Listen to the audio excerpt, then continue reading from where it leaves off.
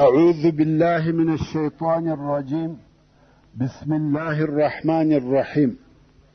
إن الحمد لله نحمده ونستعينه ونستغفره ونعوذ بالله من شرور أنفسنا وسيئات أعمالنا. من يهده الله فلا مضل له ومن يضلل فلا هادي له، وأشهد أن لا إله إلا الله وحده لا شريك له، وأشهد أن محمدا عبده ورسوله صلى الله عليه وآله وسلم تسليما كثيرا. أما بعد، د سرور کائنات صلی الله علیه و آله وسلم ژوند. محترم ورونو، زموږ قصه دې ځای ته رارسېدلې وه. ابن اسحاق رحمه الله وایي اوس چې د کفارو لښکر کرار مدینې منورې ته ورنږدې کیږي او هلته اصحاب کرام د خندق پر کیندلو تلوار کوي، چې بیا په خندق کې یوه لو او سخته ډبره پیدا سوه چې د خندق په دغه حصه کې سلمان فارسي رضی الله تعالی عنه او د ده ملګرو کار کاوه. دغه ډبره په اوسپنو په کولنګانو ووهل، هر څه یې په وکړه، ډبره نه ماتېږي. کولنګان پر مات سوه خو ډبره نه ماتېږي. نو رسول الله صلی الله علیه وسلم ته ورغله، ویل یا رسول الله، په خندق کې ډېره لو او سخته ډبره ده چې هیڅ نه ماتېږي او نه خیږي، او دغه ځای دغسې هم نسو پرېښولی، ځکه که په خندق کې یو ځای ونه کیندل سي، هغه به د کفارو دپاره پل وي او پر راتېرېږي به، نو مجبوره دي چې ټول خندق وکیني. نو ځکه رسول الله صلی الله علیه وسلم ته ورغله او شکایت ورته کوي. رسول الله صلی الله علیه وسلم د دوی سره ورغلی او هغه موجود اصحاب کرام هم ټوله د ډبرې پر شاوخوا سره راټول سوه. رسول الله صلی الله علیه وسلم کولنګ واخیستی او ډبره یې په ډېر قوت سره ووهل. د وهلو د شدت څخه ډبرې روښنایي وکړه، دونه لمبه یا رڼا وه چې دغه ځای ټول په روښانه سو. د دغه نور یا رڼا په لیدلو سره رسول الله صلی الله علیه وسلم نارې کړه الله اکبر. دوهم وار یې بیا ډبره ووهل، ډبرې بیا لمبه یا روښنایي وکړه. رسول الله صلی الله علیه وسلم بیا نارې کړه الله اکبر. دریم وار یې بیا ډبره ووهل، ډبرې بیا لمبه وکړه او ټوک سوه. رسول الله صلی الله علیه وسلم بیا نارې کړه الله اکبر. کم وخت چې رسول الله صلی الله علیه وسلم د خندق څخه راپورته سو، اصحاب کرامو پوښتنه وکړه، ویل یا رسول الله، دغه روښنایي د څه شي وه؟ رسول الله صلی الله علیه وسلم وفرمیل آیا دغه روښنایي مو ولیده؟ دوی ویل هو. رسول الله صلی الله علیه وسلم وفرمیل کم وخت چې مې اول وار ډبره ووهل، د شام ملکونه مې د مسلمانانو په حکم کې ولیده. کم وخت چې مې دوهم وار ډبره ووهل، د فارس ښارونه مې د مسلمانانو په حکم کې ولیده. او دریم وار چې مې ډبره ووهل، یمن مې د مسلمانانو په حکم او لاس کې ولیدی. اصحاب کرام په تعجب کې سوه. اوس دوی محاصره دي، په بیره او خطر کې دي. هغه احزاب او د کفارو مختلفې لښکرې ورته رارهي دي، او رسول الله صلی الله علیه وسلم په دغه حال کې د فارس او روم په فتح کولو زیری ورکوي چې د هغه وخت د مځکې پر مخ هغه دوې لوی پاچهۍ او لوی مملکتونه دي. ورونو، د یرموک جنگ د هجرت په 14 کال کې و، یعنی د خندق تر غزا 9 کاله وروسته، چې په هغه جنگ کې روم ته شکست ورکول سو او شام مسلمانانو فتح کړي.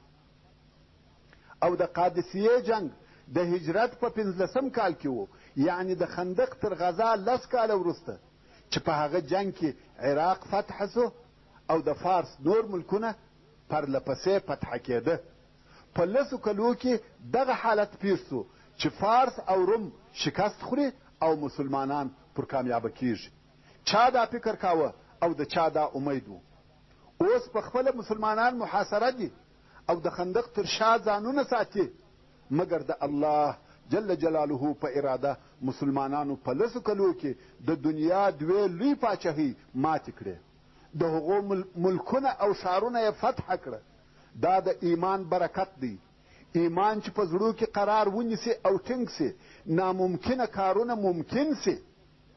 کم مسلمانان چې دلته په دغه خندق کې موجود وه د هغو د رسول الله صلی الله علیه وسلم دغه زیري وزړو ته ولوېده او ویې منل، مګر کم منافقان چې موجود وه خپل مابین کې سره خندل او ویل به چې دا والله عجبه خبره ده، اوس په موږ کې داسې څوک نسته چې خپل انساني ضرورت ته دې په فارغه زړه سره ولاړ سي، بیریږي او د بیرې څخه د خپل حاجت دپاره نسي تلای. او دی یعنی رسول الله صلی الله علیه وسلم د روم او فارس د فتح کولو زیر. نو به دغه منافقانو یو د بله سره ویل ما وعدنا الله ورسوله الا غرورا. دا غرور دی، دی په خپل او مغروره دی، ګمان کوي چې دی به پر ټوله دنیا مسلط سي. الله عز وجل د دغه منافقانو خبرې په هغه آیات شریف سره چې لږ وروسته به تلاوت سي. مسلمانان د خندق د کیندلو په کار پرله پسې مشغوله وه، ټوله ورځ به یې کیندل کول او د شپې به خپلو کورو ته تله تر څو چې د خندق د هغه خپلې نقشې سره برابر د مخه تر دې چې د کفارو لښکر و مدینې منورې ته ورسېږي پای ته ورسېدی. کې مکرمې د مشرکانو لښکر چې 4,000 نفره وو د ابو سفیان په مشرۍ راورسېدی او د مدینې منورې د شمال غرب په طرف کې یې په یوه ځای کې واړول چې مجمع الاسیال ورته ویل کېده. او بیا د غطفان قبیلې او اهل نجد چې 6,000 نفره وه راورسېده چې د احد د غره پسې یې واړول، لکه څرنګه چې الله عز وجل د سورة الاحزاب په 10 نمبر آیات کې فرمایي اذ جاءوکم من فوقکم ومن اسفل منکم، یعنی کم وخت چې تاسې ته د کفارو لښکرې د لوړه او کښته طرفه راغلې، د کفارو لښکرې خو دا دې راورسېدې، د مسلمانانو و دوو طرفو ته یې څه پېښه سوه؟ الله عز وجل د مؤمنانو په باره کې فرمایي ولما رأى المؤمنون الأحزاب قالوا هذا ما وعدنا الله ورسوله وصدق الله ورسوله وما زادهم الا ایمانا وتسلیما. یعنی کم وخت چې مؤمنانو د کفارو لښکرې ولیدلې نو مؤمنانو وویل دا هغه شی دی چې زموږ سره الله او د هغه رسول وعده کړې وه، یعنی د نصرت، او الله او رسول الله خپله وعده په رښتیا سره ویلې ده. نو دغه د کفارو د لښکرو راتګ و مؤمنانو ته بل شی نه کوي ورزیات مګر ایمان او الله جل جلاله ته تسلیمېده. مګر منافقانو او هغه ضعیف النفس مسلمانانو ته د دغه لښکرو په لیدلو سره څه پېښه سوه؟ وارخطا سوه، زړونه یې ولوېده، بیره پر غالبه سوه. الله عز وجل فرمایي وإذ يقول المنافقون والذين في قلوبهم مرض ما وعدنا الله ورسوله إلا غرورا. او کم وخت چې منافقانو دغه لښکرې ولیدې نو ابن ابی او ابن قیشر او هغه کسانو چې په زړو کې د نفاق مرض وو وویل زموږ سره الله او رسول الله د فارس، روم او یمن په فتح کېدو وعده نه ده کړې مګر په غرور او خطا ایستلو سره. حضرت شاه صاحب وایي اوس هم مسلمانانو ته نه ښایي چې د ناامیدۍ په وخت کې د بې ایمانۍ خبرې وکړي. دشمن اگر قوي است نگهبان قوي تر است. د کفارو د رارسېدلو په وخت کې رسول الله صلی الله علیه وسلم د 3,000 نفرو مسلمانانو سره د جبل سلعه و مخ ته واړول چې شاوې د غره وخواته وې او خندق د دوی او د کفارو په مابین کې و، او د مسلمانانو ښځې یې په مدینه منوره کې په یوه قلا کې سره یو ځای کړې. کم وخت چې کفارو واړول نو یې د معلومات دپاره نفر ولېږل. نفرو په خپل مخ کې یو برداره او ژور خندق ولیدی.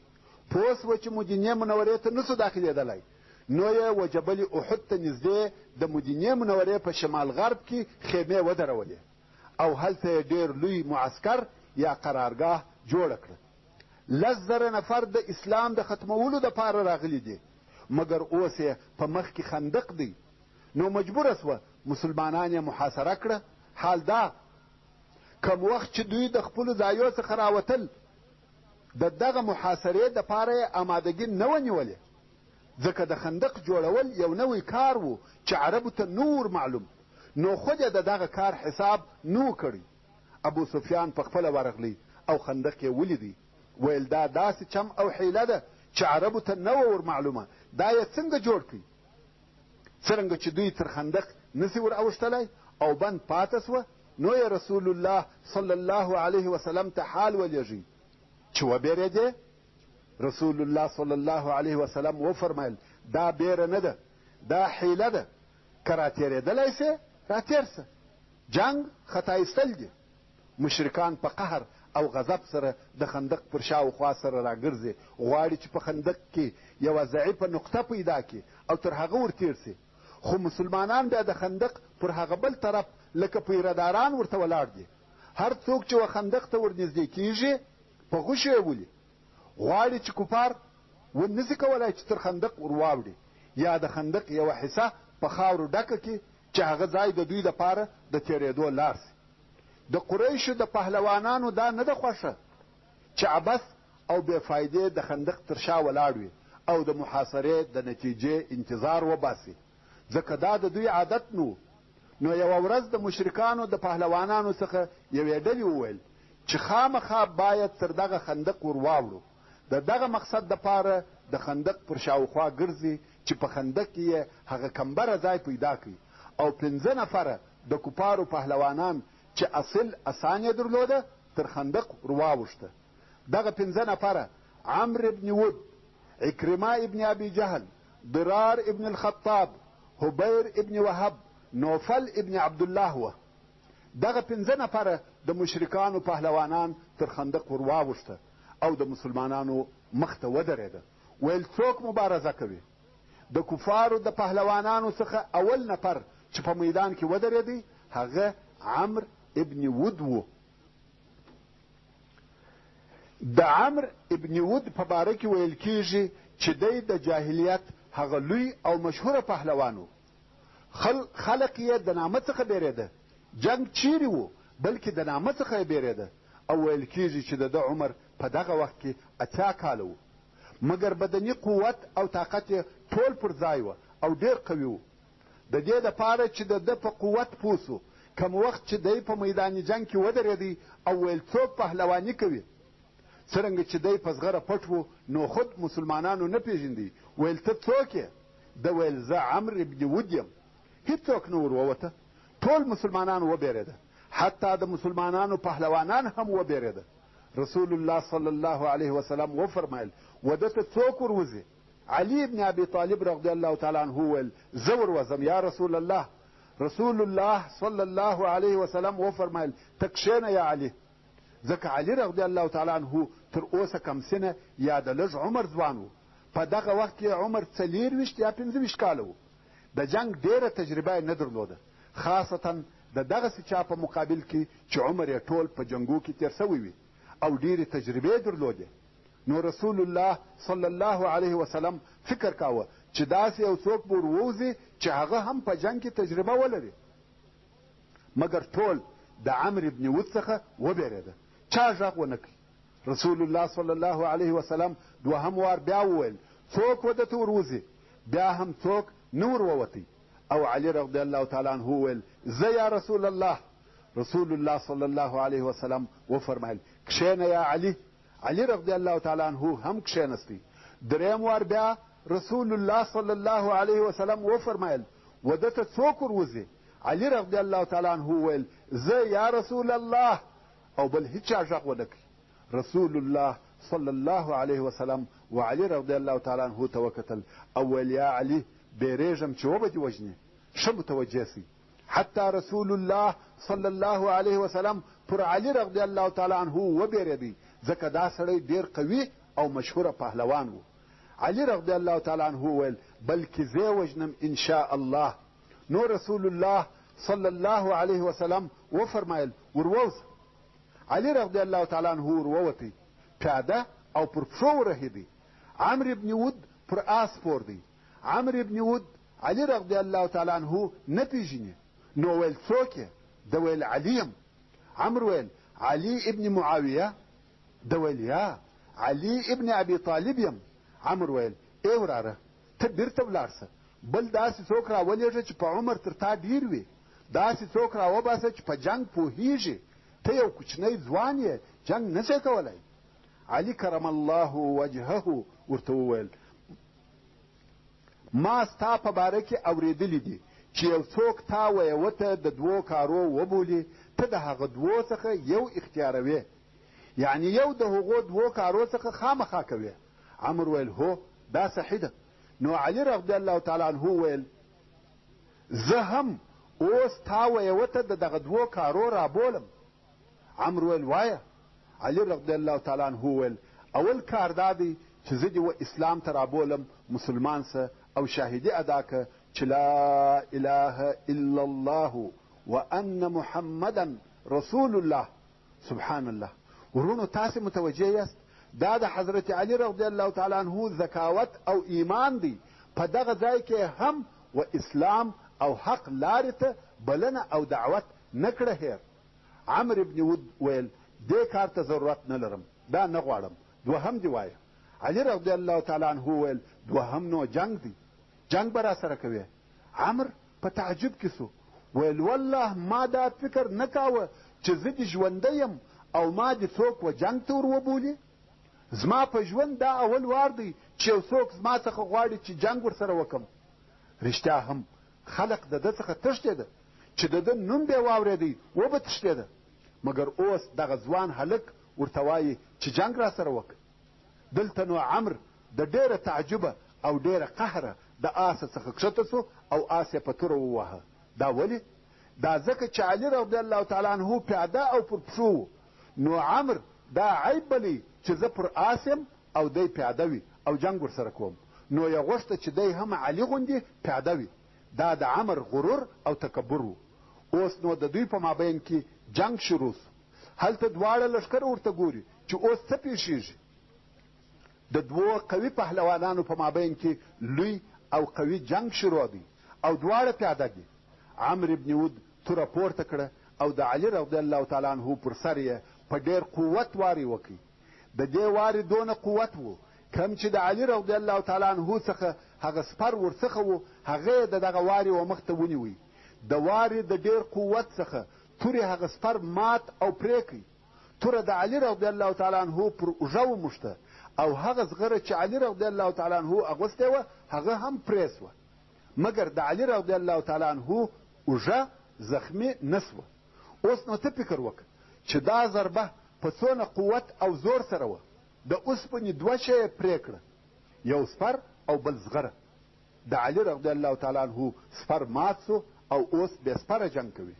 پر عمرو بن ود شاوخوا راګرځي او د وهلو دپاره لار پیدا کوي. د دوی حرکتونه تیز سوه، شا او مخته کیږي. د دغه حرکتو څخه دوړه پیدا سوه او دوړه نوره هم زیاتېده تر داسې اندازې چې دوی دواړه په دغه دوړه کې پټ سوه. دوی په دوړه کې په جنگ مشغوله دي او څوک یې نه ویني. دننه په دوړه کې جنگ روان دی. دواړه لښکره په حال نه دي خبر چې هلته څه کارونه کیږي. دغه په دوړو پټ جنگ 1 ساعت دوام وکړي. څوک یې نه ویني، دوړې دي او دوی په جنگ کې اخته دي. هغه څوک چې په دغه ځای کې حاضر و هغه وایي والله ما په ټوله ژوند کې داسې جنگ نه و لیدلی، دغسې شدید، تیز، چالاکه او د حرکتو ډک جنگ، او خلق هم نه پوهېږي چې څه به پېښه شي او نسي کولی چې د جنگ حالات پوره وویني، ځکه دوړې دي. چې یو وار د دوړو د مابین څخه یوه لویه ناره واورېدل سوه چې ویل الله اکبر، او دلته رسول الله صلی الله علیه و آله وسلم نارې کړه الله اکبر. بیا نو د دوړو د مابین څخه علي رضی الله تعالی عنه راووتی او د کفارو د پهلوانانو مشر عمرو بن ود یې وژلی و. هغه عمر چې خلک یې د نامه څخه بیرېده ووژل سو. هغه 4 نورو پهلوانانو چې عمر ولیدی چې ووژل سو وبېرېده. مخ پر خندق په ځغستا سوه او غواړي چې تر خندق بیرته واوړي. په دونه وارخطایي سره ځغلي چې د عکرمه ابن ابي جهل څخه خپله نیزه دا لته پاته سوه. 3 نفره یې تر خندق واوښته چې د بله طرفه څخه د مسلمانانو مشهوره فارس او پهلوان زبیر ابن العوام رضی الله تعالی عنه راورسېدی او پر نوفل ابن عبدالله ابن معاویه یې حمله وکړه چې دی هم د کفارو د مشرانو څخه یو مشر و. زبیر رضی الله تعالی عنه توره پورته کړه، په دونه زور او قوت یې دغه نوفل وواهه چې نوفل یې پر مابین دوه ځایه کړي. نوفل دوې حصې سو، نیم یې د آس یوه طرف ته او بل نیم یې د آس و بل طرف ته ولوېدی. په بخاري شریف کې حدیث دی چې عبدالله ابن زبیر رضی الله تعالی عنه وایي ما زما پلار ولیدی چې نوفل ابن معاویه یې پر مابین دوه ځایه کړي. دا د عبدالله د سترګو لیدل سوی حالت دی. اوس چې د کفارو دوه پهلوانان په دغه ډول سره ووژل سوه، کفار ډېر وبېرېده او دا فیصله یې وکړه چې بیا به څوک د مبارزې دپاره تر خندق نه ور اوړي. او بیا کفارو و رسول الله صلی الله علیه وسلم ته حال ولېږي چې د عمرو ابن ود او عبدالله جسدونه راکه او موږ به د سپینو زرو 10,000 درهمه درکو. دا په کفارو کې د دغه دوو نفرو مقام و چې د دوی مړه بدنونه یې د ښخولو دپاره په 10,000 درهمه غوښته. مګر رسول الله صلی الله علیه و آله وسلم وفرمایل موږ د مړو قیمت نه خورو، او ویې فرمایل دغه مړي و خندق ته ور واچوئ او کفارو ته اجازه ورکړه چې خپل مړي مو واخلي. دا د هغه دوو وژل سوو پهلوانانو د جسد آخري حالت و. پر خندق او مسلمانانو د کفارو محاصره ډېره ټینګه او شدیده ده. کفار د هره طرفه کوښښ کوي چې تر خندق ور واوړي. یوه ورځ د ورځو کفارو عزم وکړي چې په هر قیمت سره چې وي باید تر خندق ور واوړو او یا لار پکښې جوړه کړو. نو ویل پر ټوله خندق به د هره طرفه شدیدې حملې کوو. کفارو د خندق پر هر ځای حملې شروع کړې او دلته مسلمانانو د سپرو یوه ټولۍ جوړه کړه چې د خندق پر هر ځای زور ورسي. کم چې کفار غواړي چې هلته ور واوړي، دغه ټولۍ هغه ځای ته ځان ور رسوي او کفار منع کوي. د دغه ټولۍ مشرتوب په خپله د رسول الله صلی الله علیه و آله وسلم پر غاړه و چې څو نفره اصحاب کرام ورسره وه او د خندق د یوه سره تر بله سره پورې په تګ او راتګ کې دي. هر چیرې چې کفار د اوښتلو دپاره زور وکړي، هغه ځای ته په چابکي سره ځانونه رسوي، په غوښه یې ولي. د کفارو دغه شدیدې حملې د ماپښین د لمانځه څخه شروع سوې، د ماښام تر مانځه پورې دوام درلودی. کفار کوښښ کوي چې د اوښتلو دپاره یوه لار جوړه کړي، خو مسلمانان یې مخه نیسي او نه پرېږدي. دا حملې پرله پسې وې، حملې نه وې بلکې یو ځایي هجوم و او دغه هجوم پس له لمر لوېدو څخه په ناکامي سره پای ته ورسېدی. ورونو ښه متوجه سئ، یو څوک 1 یا 2 کیلومتره ځغلي ستړی کېږي، مګر زموږ پیشوا او رسول الله سرور کائنات محمد مصطفی صلی الله علیه و آله وسلم د ماپښین څخه تر ماښامه پورې په پرله پسې ځغستا د مشرک دشمن دفاع کوي. کم وخت چې پس له ماښامه هجوم آرام سو او کفارو ونه سوای کولی چې تر خندق ور واوړي، په دغه شدیده دفاع د رسول الله صلی الله علیه و آله وسلم څخه ځینې لمنځونه قضا سوه. امام بخاري او امام مسلم د جابر ابن عبدالله رضی الله تعالی عنه څخه روایت کوي چې د خندق په یوه ورځ کې عمر ابن الخطاب رضی الله تعالی عنه راغلی او د قریشو و کفارو ته یې بد ویل او ویل یا رسول الله ما د مازدیګر لمونځ د ډېر مصروفیت او مشغولتیا په سبب د لمر لوېدو سره وکړي. مګر رسول الله صلی الله علیه وسلم وفرمایل په والله ما د مازدیګر لمونځ تر اوسه پورې نه دی کړی. ورونو دا څونه مشغولتیا ده. لمونځ فقط 15 دقیقې وخت غواړي، مګر رسول الله صلی الله علیه وسلم دغه 15 دقیقې وخت او فرصت هم نه کوي پیدا. لمونځ ځینې پاته و. دغه څخه د کفارو د هجوم او حملو اندازه معلومیږي. بیا نو رسول الله صلی الله علیه وسلم په موجودو اصحاب کرامو کې غږ وکړي چې ستاسې څخه چا د مازدیګر لمونځ تر اوسه پورې نه دی کړی. ډېر نفر پیدا سوه چې تر دغه وخته یې د مازدیګر لمونځ نه و ادا کړی. اوس ماښام و، د مازدیګر لمونځ د ډېرې مشغولتیا په سبب قضا سوی و. وصلى الله تعالى على خير خلقه محمد وآله وأصحابه وأهل بيته أجمعين. والسلام عليكم ورحمة الله وبركاته.